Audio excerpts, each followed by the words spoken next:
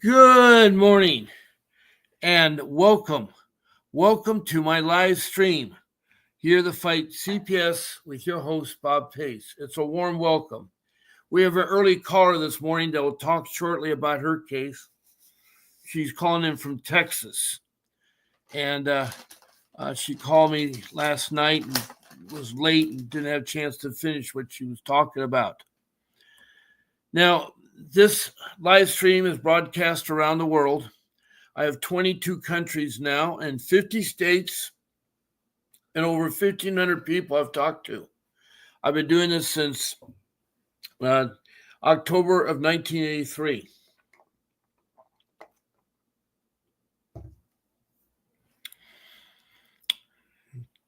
And since October of 83, there's been many similarities with most of the CPS cases. Most of you run into what I call rogue CPS systems. That's what I call the child protection CPS. I call the child protection systems. Every county, every state will have one. And it's sad, but a lot of them are gone rogue and they break a family apart and they don't do anything called family reunification. And they've done horrible things to parents and to children. The children are suffering because of this. Now, I'm not saying we have to eliminate CPS because there are children that are abused or neglected. But we do need to correct the way that CPS approaches our families. There are good CPS, but there's a lot of bad rogue CPS, and they stand out more than the good.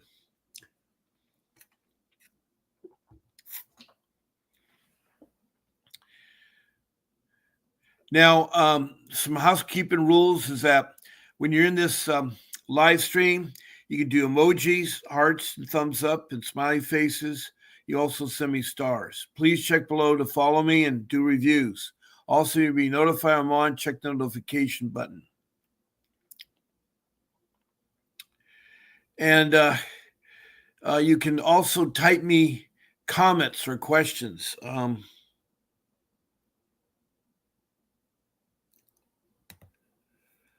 Let me put the, if you're going to type me a question or a comment, all you need to do is have it pertain to CPS. Please state your first name, your city or county, your state, and country. And what I mean by country, as I say, I got 22 of them, and they're all over the world. Also, please tell me about your CPS case in the beginning to where you're at. Another way you can interact with this podcast is to be a guest on it. And all you have to do is contact my show producer, Vince Grace at vincentdavis.com. And just tell her the time and date of the show. There's 14 shows a week. I'm on Monday through Friday at 10 a.m. and on the weekends at 8 a.m. That's all Pacific Standard Time. In the evenings, I'm on at 7 o'clock, 7 days a week. So you just pick one of those 14 shows, tell my producer, and she'll put you on StreamYard. That's the application I use, and we'll be broadcasting on YouTube. So I really care about you all. I want to help you. I am a family man. I'm not an attorney. And I have 42 years of marriage, and I've raised 6 children. Unfortunately, I too succumbed to CPS.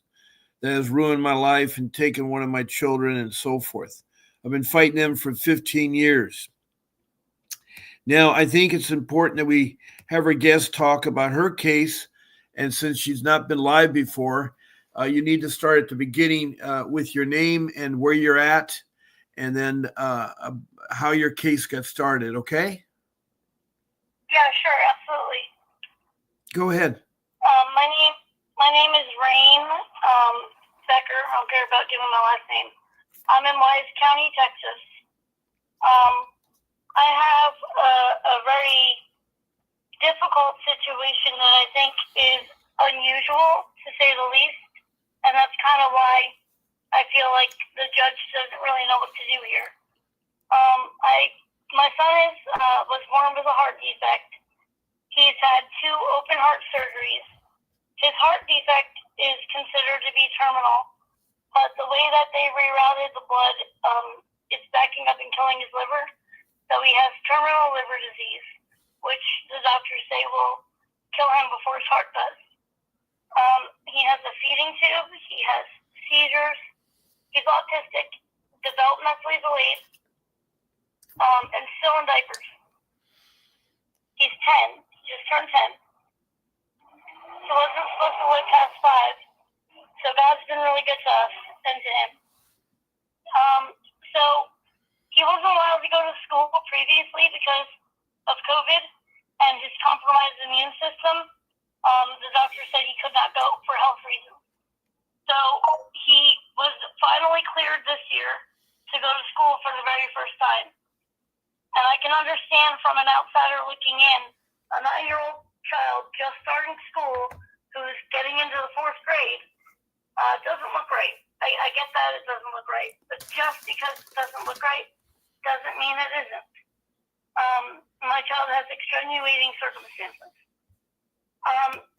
So there's forms that have to be filled out at the school for medication to be number 1 available and for the nurse to be able to give said medication to the child. One of my child's medications is a emergency seizure medication. I got the form. I had the form filled out by the neurologist. At that time, he was on emergency seizure medicine and a daily seizure medicine. Well, we was there for 4 months, and the nurse decided since she's never seen him have a seizure at school, that he must not have seizures.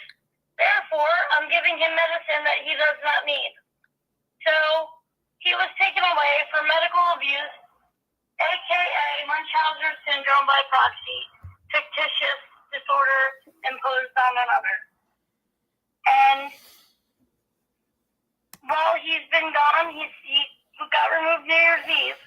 Since he's been out of my care, he's got a chipped tooth that has to be surgically repaired. He's had 4 black eyes. He's been covered head to toe in bruises. I have called twice now having child abuse reports done with National Child Abuse Hotline.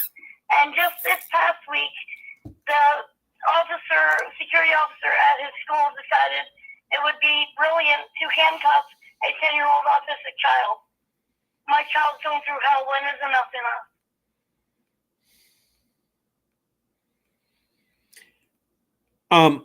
And what is the status of your child now? I see him 2 hours a week. I won't see him until Tuesday. So I only get bits and pieces. I don't even get a full report.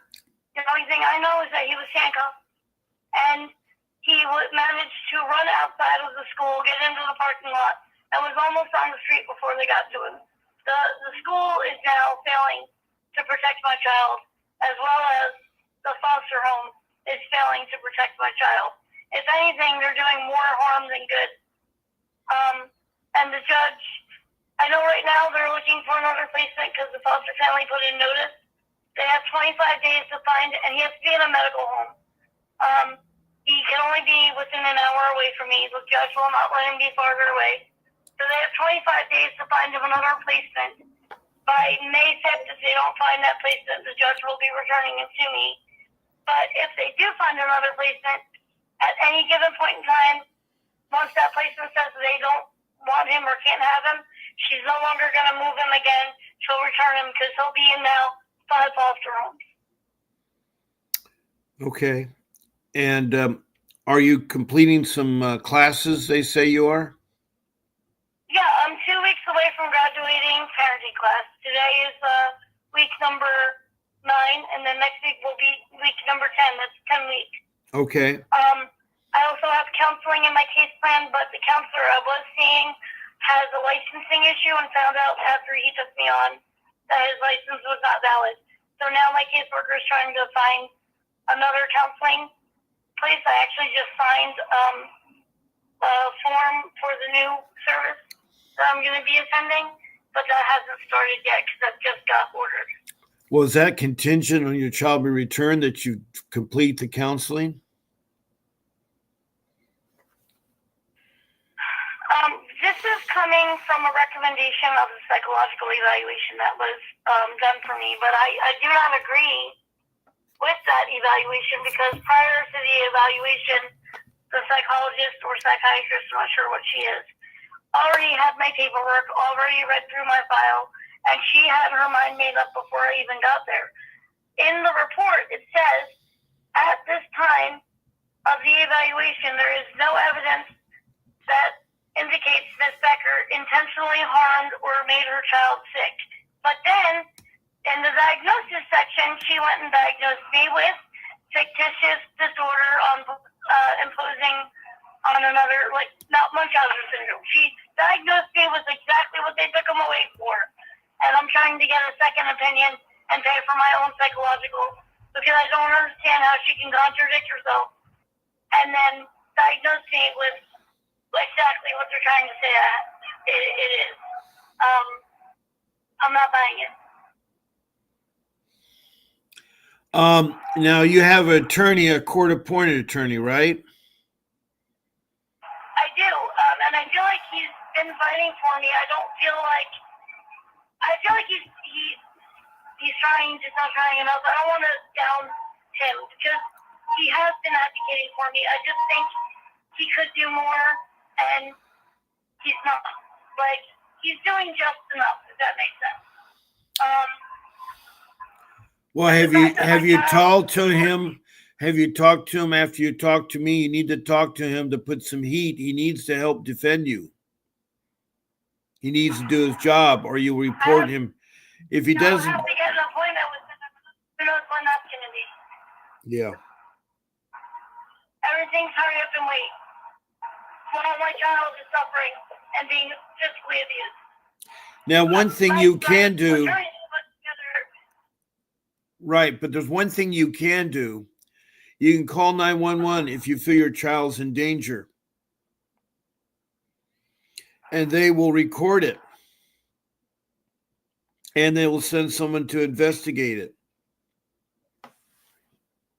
So you say your child's in danger at the foster home, you need to report it. Okay. You just call 911. You say, I'm the mother of this child, and right now he's in foster care, but they're doing this to him. I need help. That will create a public record, which you can use in court. Same thing goes with the school. The school is handcuffing him. You could call 911 and say, my son, who's an autistic child, 10 years old, was handcuffed and he's in danger. So you can call 911 to report those two incidents. Okay. And then you're going to have to use that court-appointed attorney and put some heat underneath him. Make him do his job.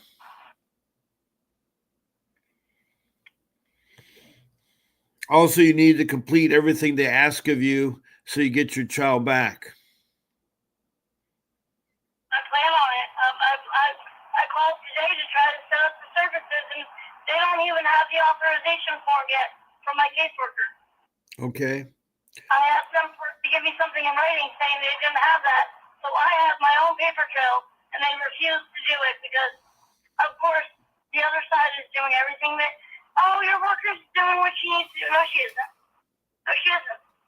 But no one's going to give me my paperwork, so I have something on my side to prove it. Yeah.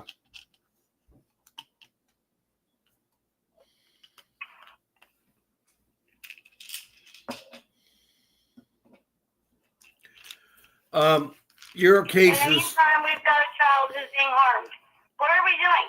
This is so traumatic. I'm going to have years of trauma to undo when he comes home.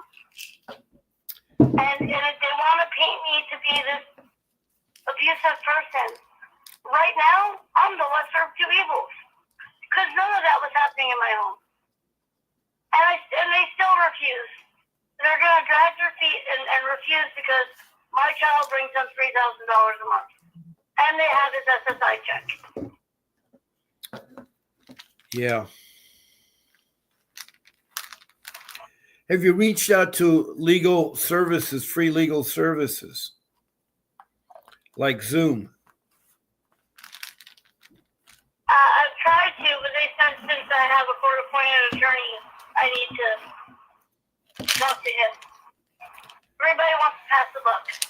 Yeah, but you can tell him the court-appointed attorney isn't doing his job, and you can get another court-appointed attorney by going to the court-appointed attorney's office in the courtroom.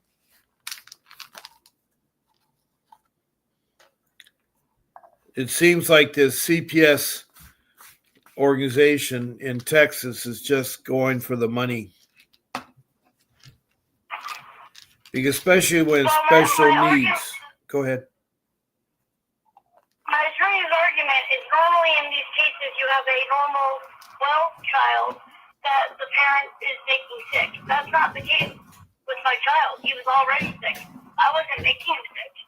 And so because this isn't following the rule of some, as far as every other case that has the Munchausen syndrome attached to it, they're confused and don't know what to do. And in the meantime, my child's suffering because you're not educated and stupid and don't know what you're doing. Not you, but the court.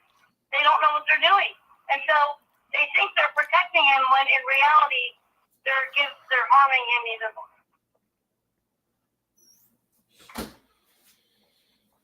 Okay.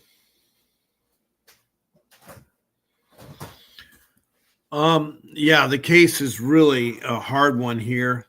I have some people that come into my room. Hello, Daniel, and welcome.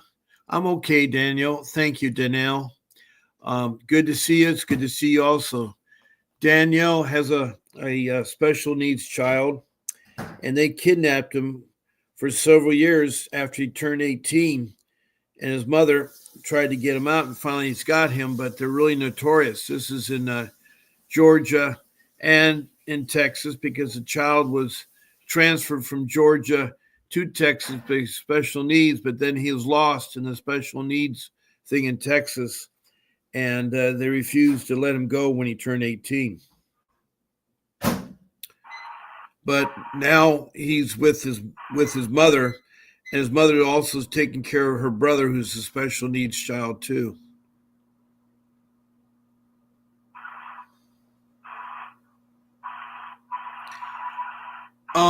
Are there any other questions you can have for me? I mean, what other things I can help you out with? At what point how can I take all that I have now that my son has now been handcuffed? How do I present this to the judge to help her understand that he would be less traumatically, that he would be emotionally and mentally better off back at home with me? Now I feel like they've gone to the tipping point.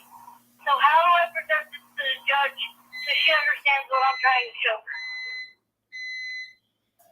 Well, it's hard. It is hard.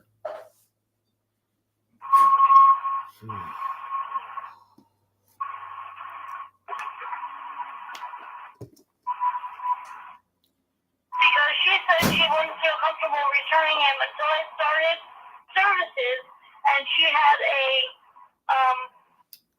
counselor say they felt it would, that it's safe for him to come home. And I had that. The counselor I was seeing prior to this, who lost his license, said, my son needs to come home. And now he can't even go to court and say that because his license is not valid. And so now it holds no weight. That's super unfair because I already have a counselor saying that. Yeah.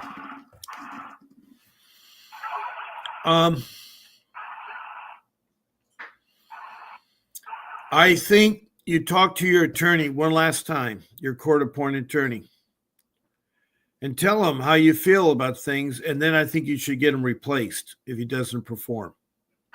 He needs to lay out your documents.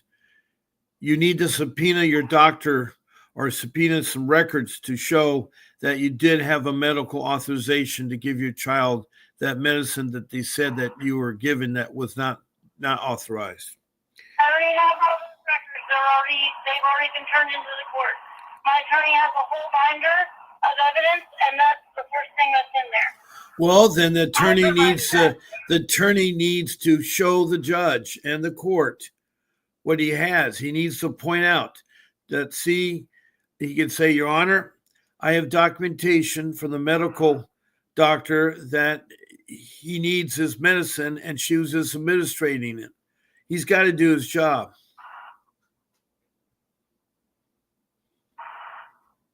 And they've now taken them off that medication, so it's not even a factor anymore. They really have no reason to still have him.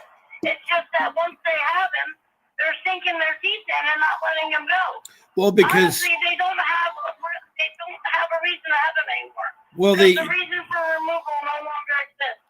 Well, the reason why they have them is because they generate money. It's the money game that they're playing. It's a racket. I understand. Yep. And they're going to drag this on as long as they can because they know if they can drag this out for a whole year. Hold on a second, please. Hold on 1 second, please.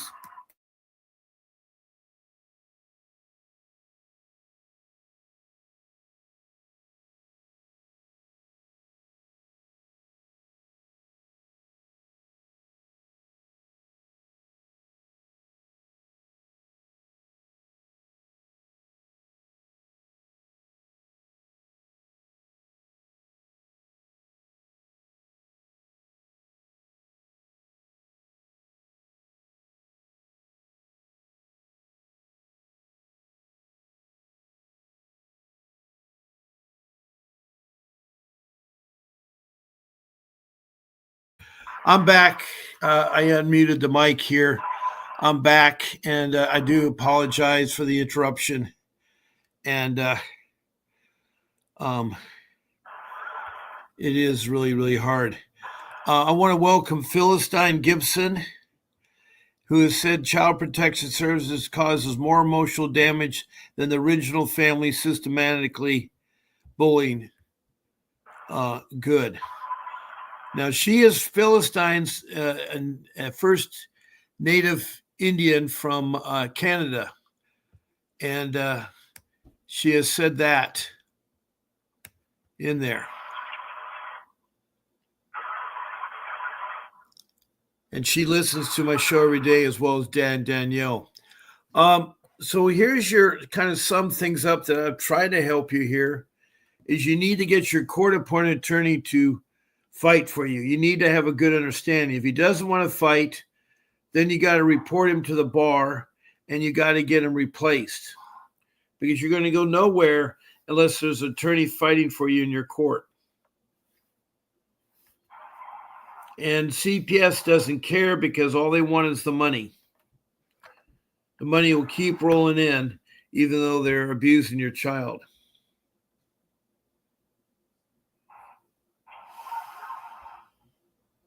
Okay. I know that isn't what you want to hear. Also, you need to call 911 and report when you hear that your child's in danger. You need to leave a paper trail. You need to follow up on that there. Also, you need to find support groups in your area. There is support groups. You just got to find them. Okay. But I know those aren't the immediate answers you want to hear, but you also can keep calling in or talking or seeing my show. I would tell you that to see my show tonight at 7 o'clock Pacific Standard Time, which is 9 o'clock your time. That's on parenting's over, so that would work well. Okay. And that way you can still be in touch and ask any other questions that come up. I'm on twice a day. So I'll try to help you as best as I can, okay? Thank you so much. Is there anything else you'd like to know? I don't think so, not right now. Okay. Do you have a paper and pencil? I am driving at the moment, so I can't write anything down. Well, hopefully you can remember this. You can also talk to a real attorney since you called in on my show and spoke. His name is Vincent W. Davis.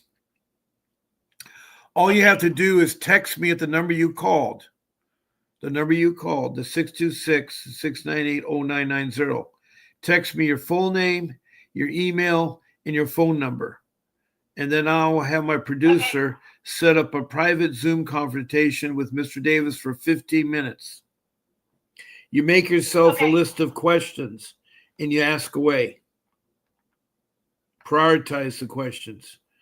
But he is a real bona fide juvenile law, family law, dependency lawyer. He's been fighting CPS for 39 years and got back thousands of children.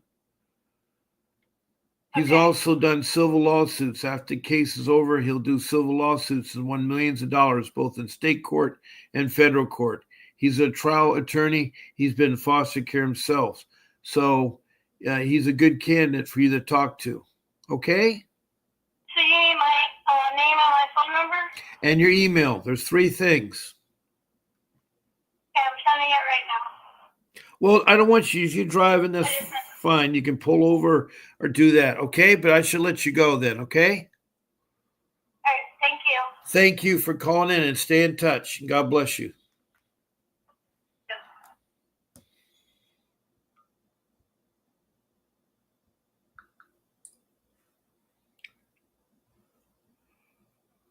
Okay.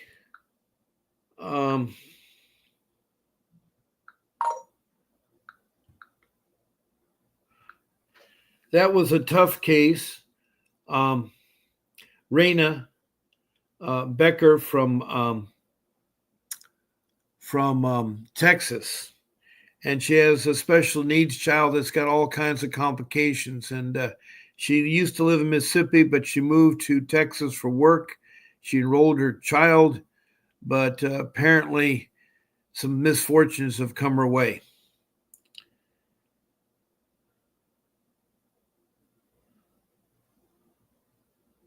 But anyway, for all you other listeners out there, I'm going to put my phone number up. And you're welcome to call in.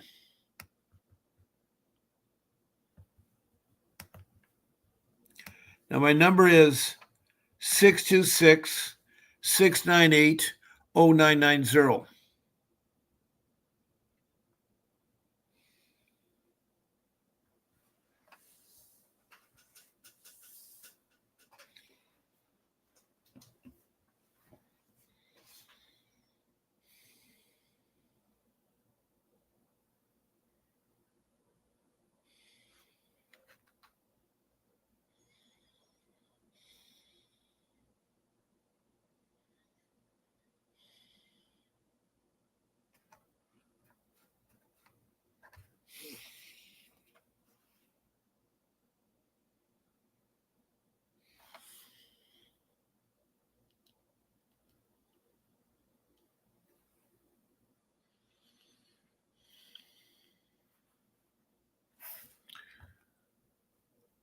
That is a very, very tough case with a child like that.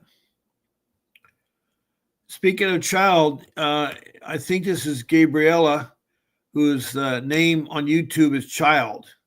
And thank you for calling this morning. She is a family member, and their family has Mr. Davis fighting for their children. And so welcome there, Gabriella. It's nice to talk to you.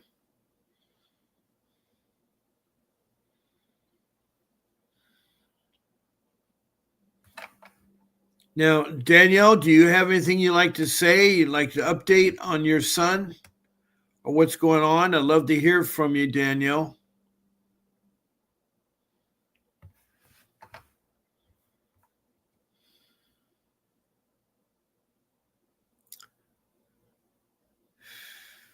And thank you for the emoji, Danielle and Philistine. That's sweet of you. So anyway, I'm here to help you all. And there are lots of things we can talk about. I have 5 rules I've come up with. 1, get an attorney. 2, do documentation. 3, to say no to social workers and police. Don't let them take your children, open your home. 4 is search the internet correctly. 5 is make copies of important documents to keep with you. Those are 5 rules I said very quickly. They're more elaborate on previous podcasts. So I don't want to take time that's something you've already heard so many times.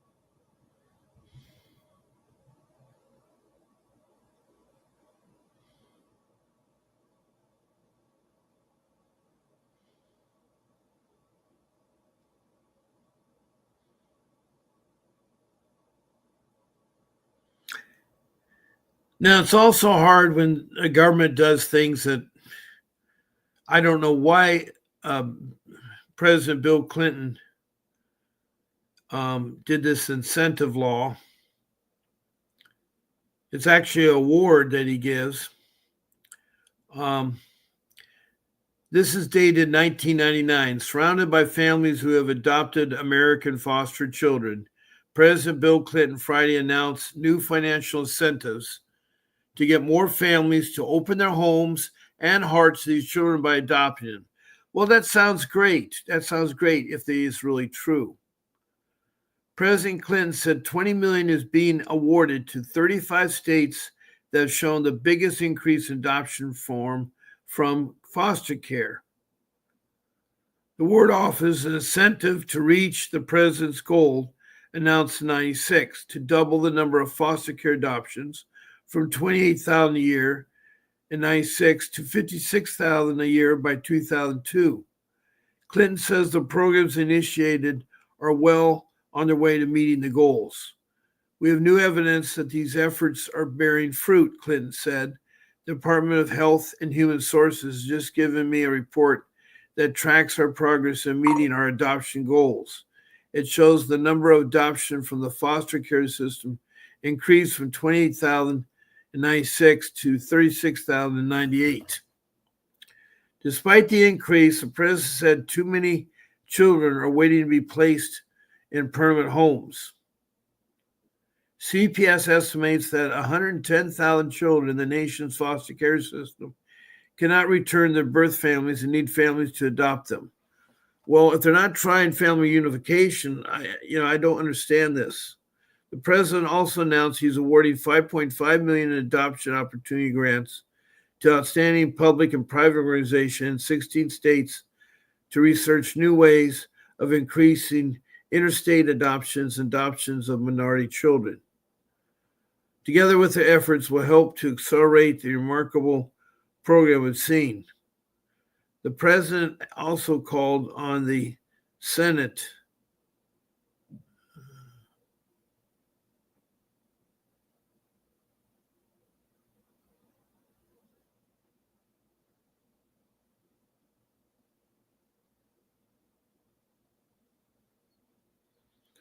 Now, together these 3 efforts will help to accelerate the remarkable progress we've seen, Clinton said.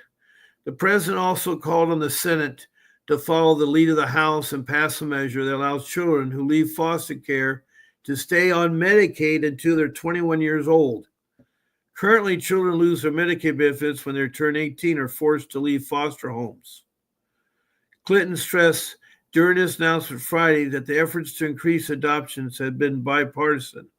In 1996, he signed a Republican-backed legislation that provides a $5,000 tax credit to families adopting foster child and makes it easier for a family to adopt children of different races. In 1998, the president directed the CPS to explore more ways the internet can be used as a tool to find homes for children waiting to be adopted from foster care. In 1997, he signed the Adoption and Safe Family Act, an effort to reform the nation's children welfare system. So anyway, there's mixed feelings on this. It's almost as saying family reunification is no good, but studies have shown the best parents are the biological parents. So family reunification should be the number one priority by CPS, not because it's money. It's all based on money, and that's wrong. That is totally wrong.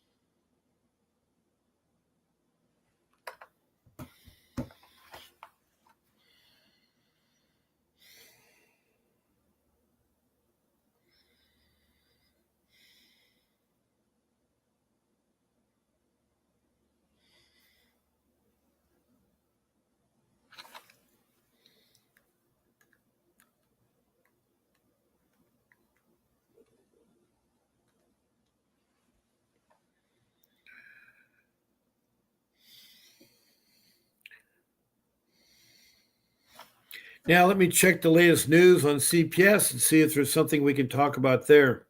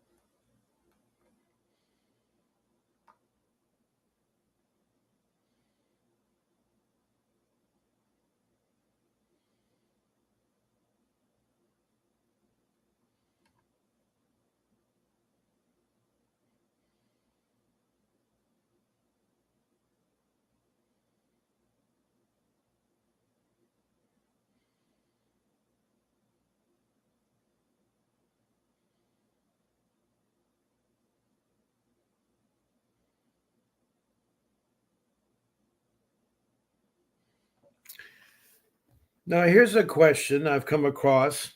Does CPS prioritizes family reunification over a child's long term safety in some cases? Why and why not?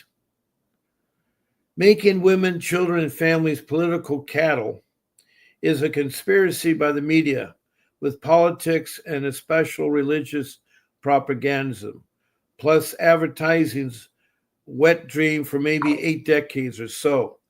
The best options are to stop voting in women to public office, simultaneously to remove all children, especially media and telephone, or as many possible from the secret and legal advertisement of economic channels.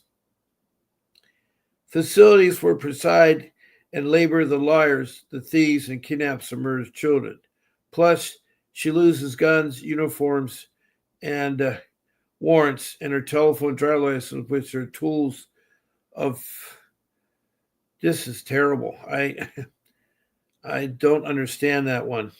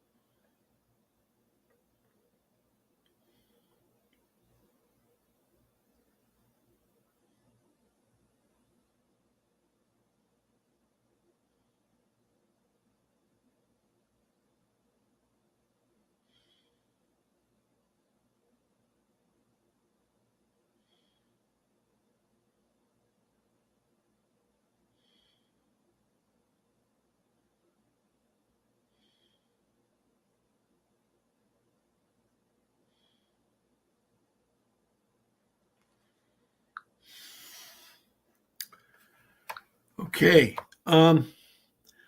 Let me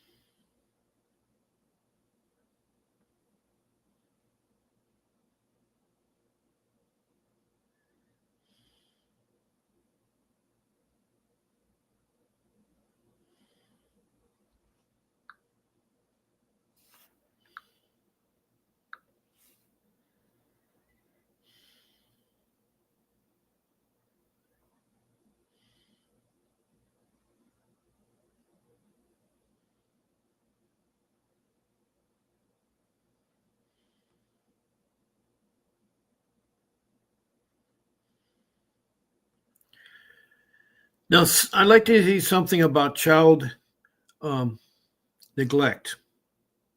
Now, child neglect is failure to provide adequate shelter, clothing, or food, failure to protect a child from harm or danger, failure to ensure that a child is supervised appropriately, failure to accuse medical care or treatment for a child when it's needed.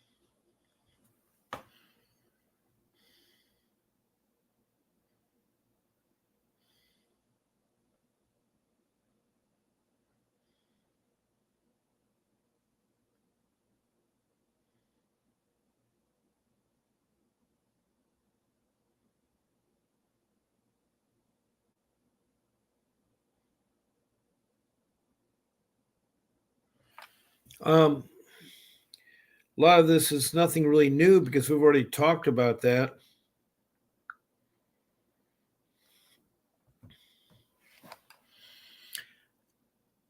Now, I am open for people to call in at 626-698-0990. I love to hear from some of you to talk about your case or to help me with what I can do to help you. Now, there's lots of things I can talk about: the 388 motion, how to file it, the ICWA, the Indian Child Welfare Act of 1978, and what a 160 hearing, a 180 hearing, and so forth. Now,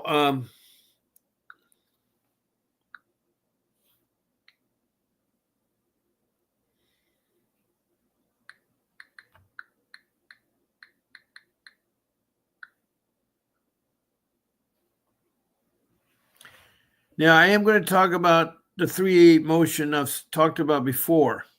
It's also known as a petition under the Welfare Institution Code and is a request filed in California Juvenile Court to modify or change a previous court order regarding a child who's dependent of the court. It can be filed by anyone, including parents, legal guardians, social workers, and others, with the interest in the child. The motion is typically used when there's a change of circumstances or new evidence that suggests the previous order is no longer in the child's best interests. Now, the 3A motion is a request to change or modify a previous court order related to child and juvenile court. The motion is typically filed underneath Welfare Institution Code 388, which allows anyone with an interest in the child to petition the court for a change. Common reasons for filing a 388 include changes in placement, visitation, or case parental goals. The court will review the motion and determine if a hearing is necessary to consider the requested changes.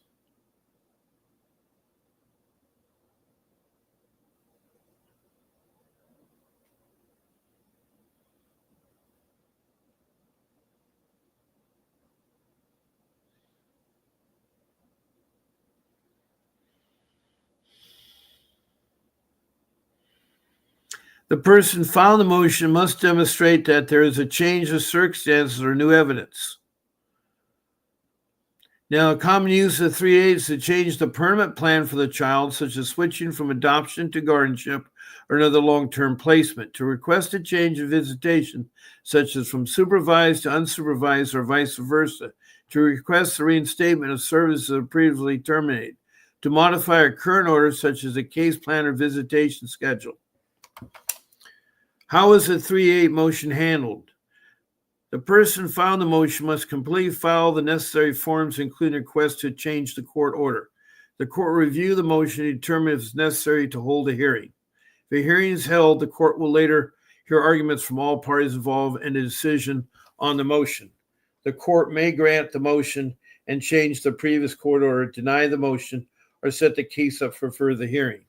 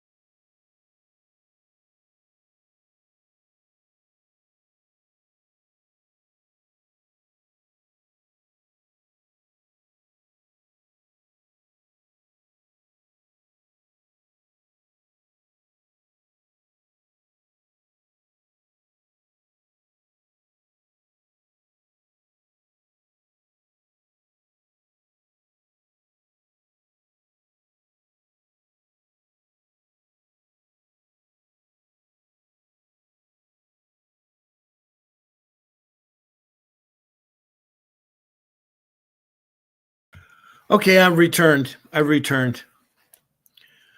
Now we have about 9 minutes left of this live stream. And I can real quickly go over my rules again. One, you need to get an attorney. And it should be an attorney trained in juvenile law, family law, and dependency law. And I have an attorney, it's Vincent W. Davis. He's one of 3 candidates that you could pick from. You should also get two other quotes to see which attorney would be best for you. They need to have that background. And the easy way to do it is to arrange your search by stating the city, the state, followed by the letter CPS, and then put down family law, juvenile law, and dependency law attorney, and they'll pop up. And when you get them, you have to pick those 2, call them, ask them 2 questions. Question 1, are you a family law, juvenile law, dependency attorney? and have fought CPS and won children back? If the answer is yes, you go to the next question. Ask them, when the case is over, have they ever filed a lawsuit against CPS and won money back from CPS? If the answer is yes, then you got yourself a good attorney. Then you're going to have to check their references, talk to them about the retainer, and so forth. Now, Mr. Davis for LA County is a retainer of $5,000. He's $500 an hour attorney, and he will talk to you. There's several ways you can talk to him. One, you could be a guest on my live stream, or you could call in and talk on my phone, my speakerphone, and you'll get a free 15-minute private consultation. That's with either being a guest on the show or calling in. And once you do that, then you can ask them your personal questions, ask the references, and check out the references. But you need an attorney, and you have to determine the chemistry with that attorney.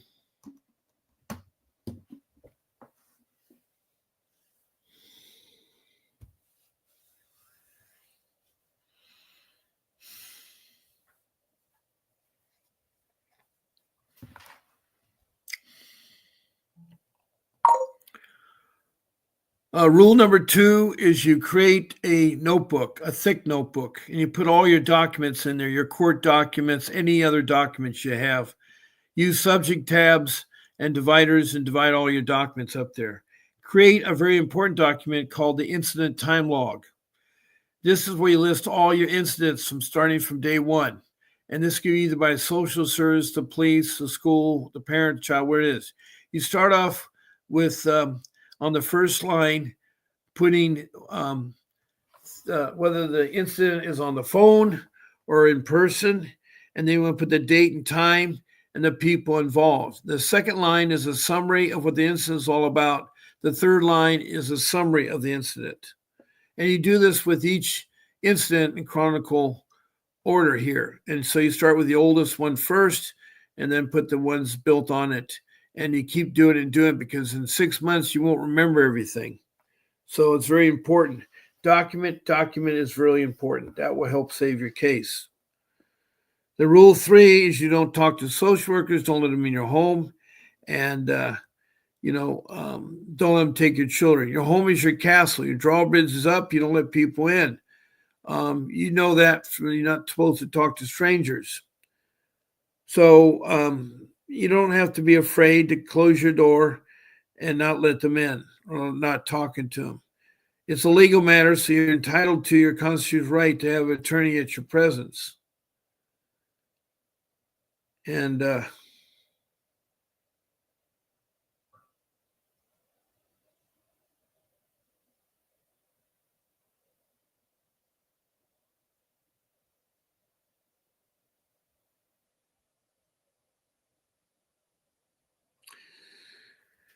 now there's a thing is, sometimes you meet the social worker outside. Easy way to settle that is tell the social worker that you need to have your attorney present. It's your constitutional right at all legal proceedings. So you need to contact your attorney before you talk to them. So take their name and number, and then you could say, I'll call them and let you know when we can meet. Now, when you want to meet, you never want to meet at their office or in your home. You want to meet at a public place like Starbucks, McDonald's, even the library. And discuss what you need to discuss. But make sure your attorney's present with that being said. Now, if they happen to say we got a warrant, you have to check the warrant to make sure it's legit, and then you have to follow what it says in the warrant to do. But most of the time, these social workers get in the house because someone lets them in. There's not very much security, and they'll go in there and they'll start poking around. They'll try to find something, because a lot of them are looking for something that's wrong. They don't have the proof. They just have the hearsay.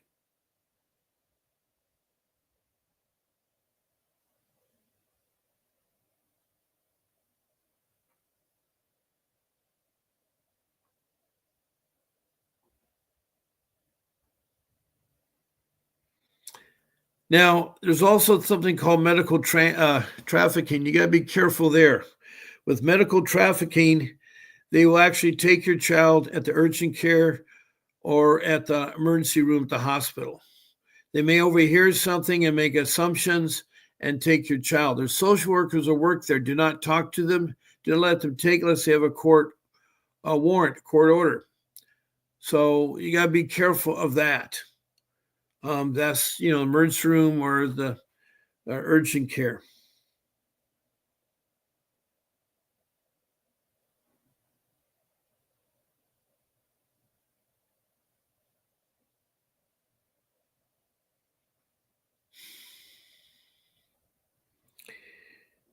Also, if you're going to have a baby in the hospital, don't let them take your baby. That happens to you all the time. You don't want to take your baby. They have to have, again, a warrant. Don't let the policeman or them to do it. Hang on to your baby. Now, rule 4 is the way you approach looking at the internet. You need to spend 60 to 80 hours. There's a lot on the internet that will help you. You start off with your city, state, and the letter CPS, and a lot of stuff will pop up. If you need to be more specific, then type it after CPS, what you're looking for. And then hopefully we'll have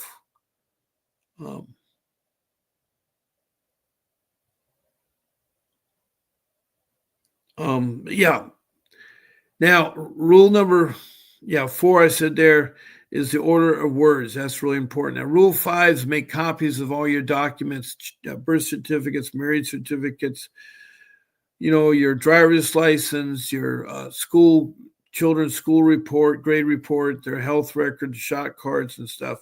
If you need all that information, you need it readily handy. So have it put into a folder and then bring it with you when you meet your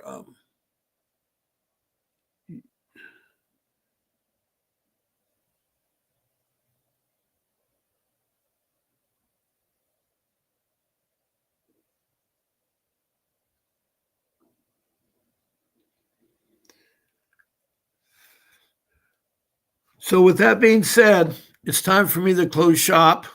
I want to thank Child from Los Angeles for all your prayers and all your kinds of things there. Daniel Watt, it's good to see you again from Georgia. And then there is the Philistine from Nova Scotia, Canada. Thank you so much. And again, thank you all my listeners. Again, I'll be on tonight at 7 p.m. Pacific Standard Time. 7 p.m. Pacific Standard Time. God bless you all. And this is Bob Pace signing off.